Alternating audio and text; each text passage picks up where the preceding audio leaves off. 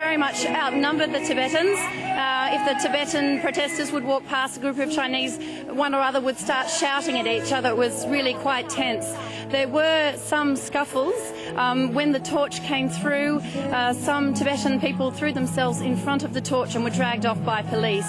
There were some other scuffles where Uyghur people were involved in scuffles with Chinese and beating a Chinese supporter of the flame. So a kind of repeat of the scenes that we've seen in London, Paris, San Francisco. The Olympics is something that's very important to Australians, great athletic and swimming tradition above everything.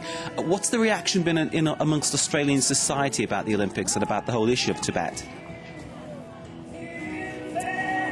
It's been rather a mute reaction, I guess. I mean, a lot of people have turned out to pro-Tibetan rallies. We saw a lot of faces in the crowd today that were from Australian backgrounds. Some people do feel quite passionately about it, but there are other people who kind of think it's a shame to ruin the Olympic spirit, having hosted the Olympic Games in Sydney. Cassandra Hill, thank you there for the analysis of what's been happening with the Olympic flame as it reaches Australia. Of course, we'll be following its progress all the way back to Beijing. Moving on, one-time insurgents, now the Maoists, have been voted into power in Nepal's landmark elections. This has already brought a denial from the King of Nepal that he'll be going into exile.